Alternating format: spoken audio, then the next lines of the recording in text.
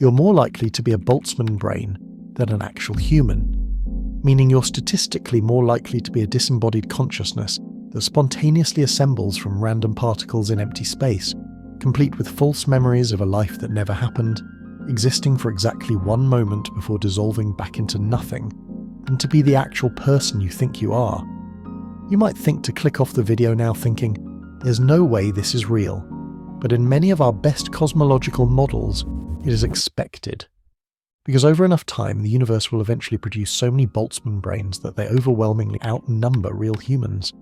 In fact, the ratio skews so heavily that every real human who has ever lived or will ever live will effectively be a rounding error, a statistical anomaly. Admittedly, physicists estimate it would take roughly 10 to the power of 10 to the power of 50 years for the universe to produce even a single Boltzmann brain. That number is so absurdly large that just to write it out, you'd need 1 0 for every atom on Earth. But in models where the universe expands forever, where time itself never ends, that impossible timescale will eventually arrive, and then pass, and pass again, infinitely. Your entire life, including every memory, every experience, and every person you've ever known, could have popped into existence 1 second ago as a cosmic accident, a random arrangement of particles that happen to form the pattern of your brain for exactly 1 instant. And that, statistically, is more probable than you actually being real. This is the Boltzmann brain paradox. To understand why it's a legitimate crisis in modern physics that physicists have been trying to solve for decades, we need to go back to 1877. Ludwig Boltzmann, an Austrian physicist, was working on something called statistical mechanics.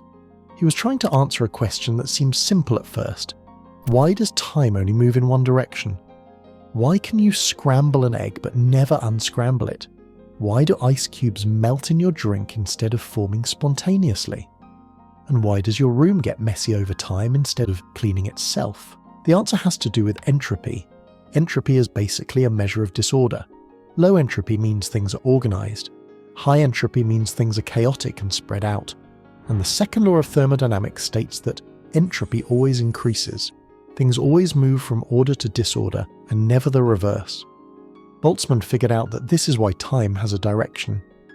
The universe started in an incredibly low entropy state, highly organized, and has been spreading out into maximum disorder ever since. An egg starts organized, then scrambles into chaos. An ice cube starts solid and structured, then melts into liquid chaos. That's just the arrow of time. Then someone pointed out a massive problem with his idea. If the universe is infinitely old, which they believed at the time, and entropy always increases, then the universe must have reached maximum entropy already.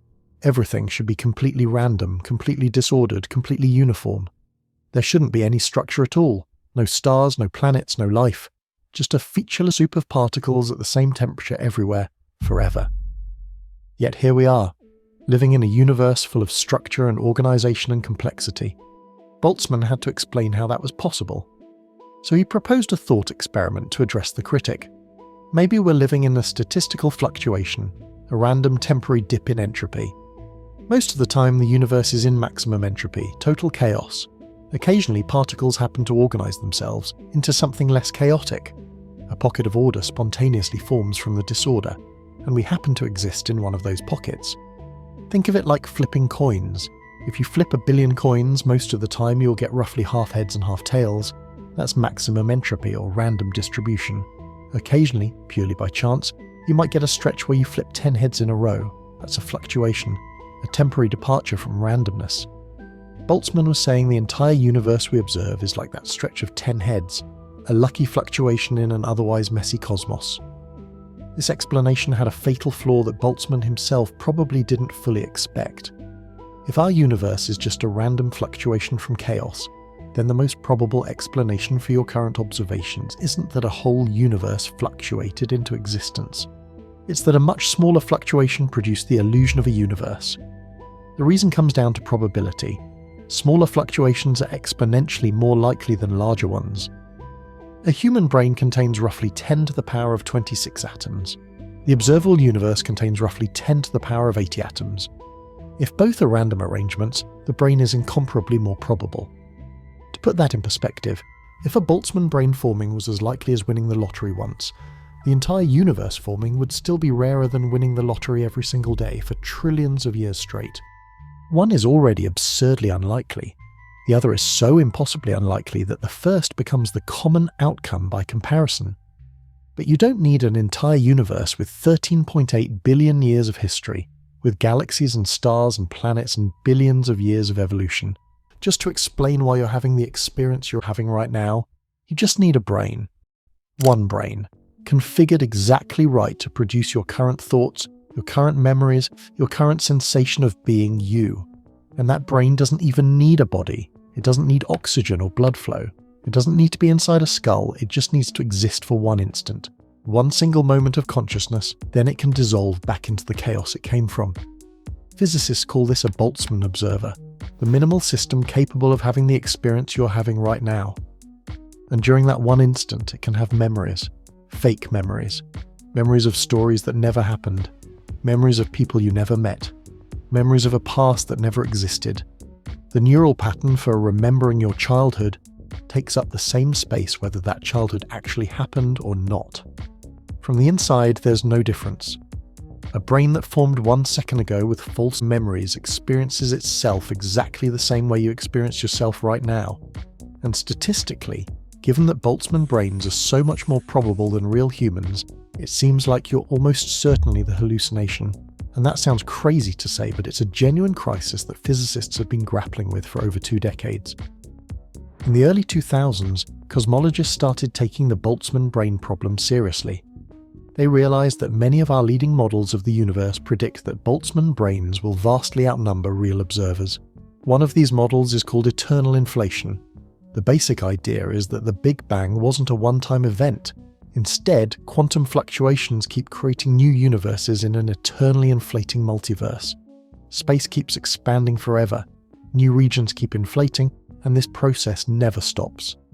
Eternal inflation solves a lot of problems in cosmology. It explains why the universe is so uniform, why it's so flat, why certain constants have the values they do. There's just one issue. If inflation is eternal, it lasts forever. And if the universe lasts forever, then over infinite time, quantum fluctuations will eventually produce anything that's physically possible, including Boltzmann brains.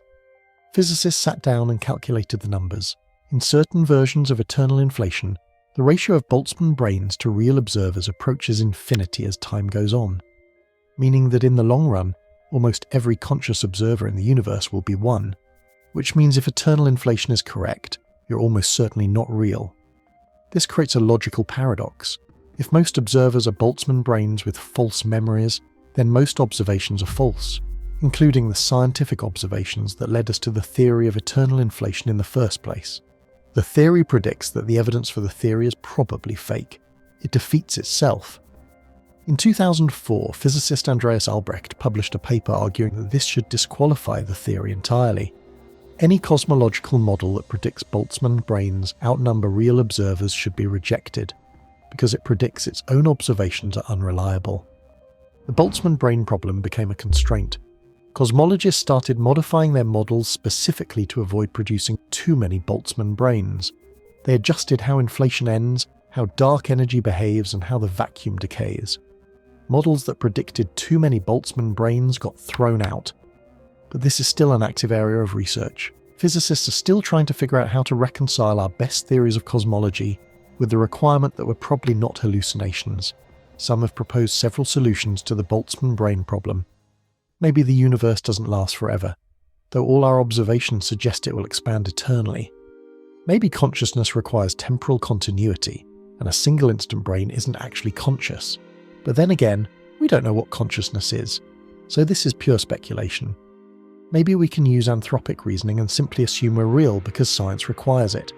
Though this feels circular, you can't be exactly satisfied saying I assume I'm real because assuming otherwise makes me uncomfortable. Or maybe we just don't understand the universe well enough yet, and the paradox itself might be pointing to gaps in our knowledge. Which means the Boltzmann brain problem is still open, and the possibility remains that you are one. And this reveals the limits of what we can know, because you can't verify your own existence beyond immediate experience. I think, therefore I am. It's all you get with absolute certainty. Everything else stays technically unverifiable. Philosophers have always been invested in this idea. Descartes talked about an evil demon that could be feeding you false perceptions, and last Thursdayism, the idea that the universe could have been created last Thursday, complete with all our memories intact, is as close you could get to it. Boltzmann brains are basically the same epistemological problem, on a shorter timescale and backed by weirder physics. And both are terrifying because there's no measurement you could perform or observation you could make that can rule it out. Physicist Sean Carroll points out, however, that if you're a Boltzmann brain, you'll dissolve almost immediately, which means the version of you that finishes this sentence probably isn't a random fluctuation, because you're still here. Every second you continue to exist is weak evidence against the Boltzmann brain hypothesis. The longer you persist, the less likely you are to be a random quantum fluctuation. But then again, every second you persist immediately becomes a memory, and a Boltzmann brain can have memories of persistence without having persisted at all, and from your perspective, continuity feels real either way, and this rabbit hole never really ends. So if a Boltzmann brain experiences 1 second of consciousness before dissolving, did it really exist? Does duration matter? Does continuity matter? From the Boltzmann brain's perspective, it exists. It has experiences, it thinks, it feels, it's real to itself. If you're a Boltzmann brain that will dissolve in 1 second, does that change anything about your experience right now? You still feel real, you still have thoughts, you still have the sensation of being you. You might have spent this entire video questioning whether you're real, whether your life is a cosmic accident, whether everything you remember is false, whether you'll dissolve back into quantum noise in the next instant, and you're still here, thinking, experiencing something. Whether you spontaneously formed 1 second ago or lived an entire lifetime, the conscious experience you're having right now is the same. The confusion is the same. The curiosity is the same. The strangeness of being anything at all is the same. The Boltzmann brain paradox doesn't destroy meaning, because meaning isn't about your history, it's not about lasting forever, it's not about being made of the right stuff or having the right origin story, it's about the experience you're having right now. The fact that there's something it's like to be you in this moment. That's all being real ever was. That's all it needed to be. The universe might be weirder than you think. You might be weirder than you think. Your entire past might be a fabrication. Your future might not exist. But in a sense, the past and future don't really exist anyway. Only the present moment does. Your memories are just current brain states. Your plans are just current intentions. Whether those memories correspond to real events or not, they exist only as present experiences. Marcus Aurelius says the past is already dead and so is the future. And so what matters most is just the moment itself.